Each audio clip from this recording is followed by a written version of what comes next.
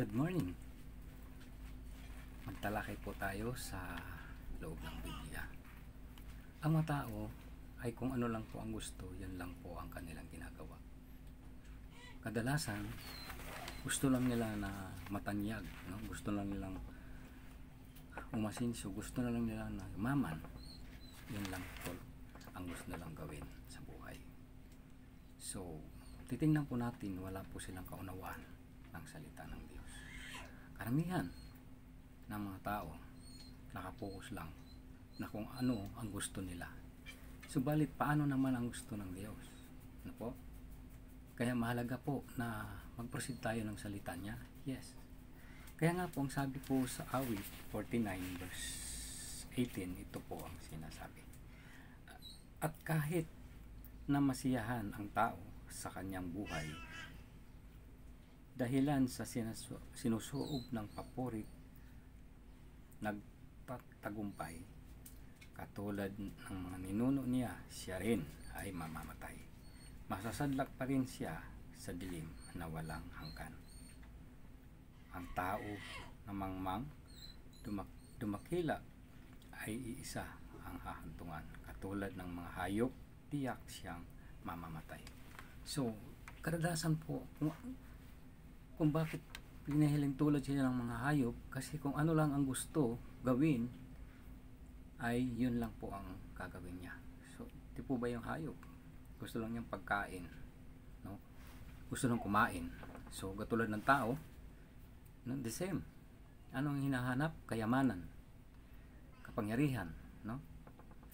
So, kaya po, anong mangyayari sa kanila? Gaya ng mga hayop, sila din ay masasadlak sa kamatayan.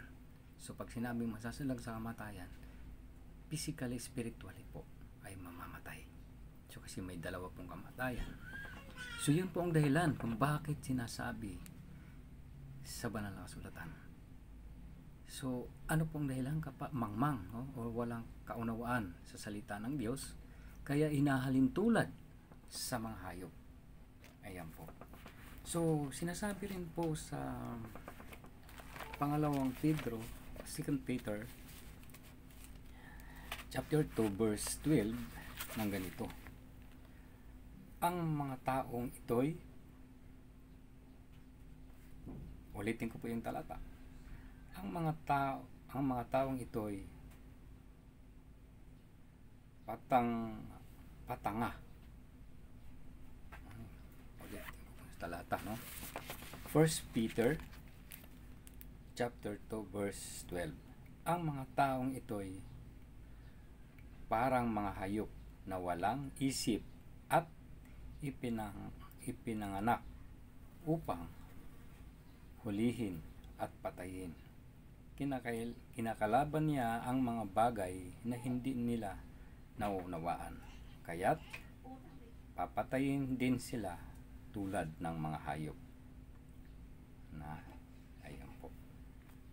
Tingnan po natin. So, ibig sabihin, yung hindi nila naunawaan ay nilalabanan nila.